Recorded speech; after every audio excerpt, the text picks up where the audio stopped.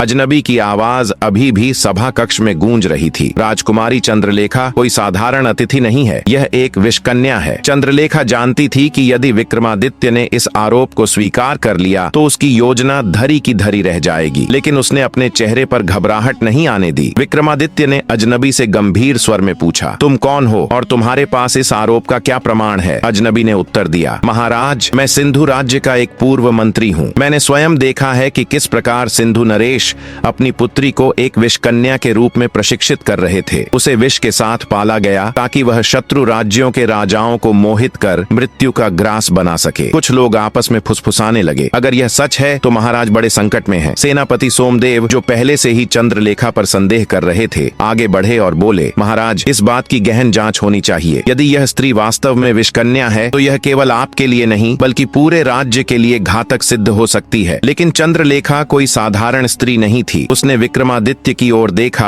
और अपनी आवाज को कोमल बनाते हुए कहा, महाराज, यह मुझ पर बहुत गंभीर आरोप है। क्या मैं अपनी सफाई देने का अवसर पा सकती हूँ? विक्रमादित्य ने सिर हिलाया। तुम्हें पूरा अधिकार है राजकुमारी। यदि तुम निर्दोष हो तो हमें सत्य जानने की जिज्ञासा है। चंद्रलेखा ने अपनी आंखों में पीड़ा के भाव लाकर कहा, महाराज, मैं सिंधु राज्य की राजकुमारी हूँ। मेरे पिता ने मुझे बचपन से ही कूटनीति और राजनीति की शिक्षा दी। लेकिन क्या एक स्त्री का सुंदर और शिक्षित होना ही उसका अपराध बन जाता है? दरबारियों की चर्चा धीमी होने लगी। चंद्रलेखा ने आगे कहा, यदि मैं विषकन्या होती तो क्या मैं स्वयं यहाँ आती? क्या मैं इतनी सरलता से आपके सामने खड़ी होती? विक्रमादित्य ने अपनी दाढ़ी सहलाई। वे जानते थे कि शब्दों की कला कितनी प्रभावशाली हो सकती है। उन्होंने गहरी दृष्टि से फिर अजनबी से पूछा, क्या तुम्हारे पास कोई ठोस प्रमाण है? अजनबी क्षण भर के लिए चुप हो गया। फिर उसने कहा, महाराज, विषकन्या का स्पर्श ही उसका सबसे बड़ा प्रमाण होता है। यदि यह सचमुच विषकन्या है तो इसका स्पर्श किसी भी व्यक्ति को मृत्यु के द्वार तक पहुंचा सकता है। सेनापति सोमदेव ने तुरंत कहा, महाराज, यदि राजकुमारी वास्तव में विषकन्या है तो इसका परीक्षण किया जा सकता है। चंद्रलेखा जानती थी कि अब परिस्थिति उसके विरुद्ध जा रही थी। उसने अपने भीतर के भय को दबाते हुए कहा, मुझे कोई आपत्ति नहीं महाराज। यदि इससे मेरे सम्मान की रक्षा होती है तो मैं किसी भी परीक्षण के लिए तैयार हूँ। विक्रमादित्य ने थोड़ी देर विचार किया और फिर आदेश दिया, कल प्रातःकाल राजकुमारी का परीक्षण होगा। यदि वह निर्दोष है तो उनका अपमान करने वालों को दंड मिलेगा और यदि वह दोषी सिद्ध हुई तो उन्हें उनके अपराध के अनुसार दंड दिया जाएगा। चंद्रलेखा ने सिर झुकाकर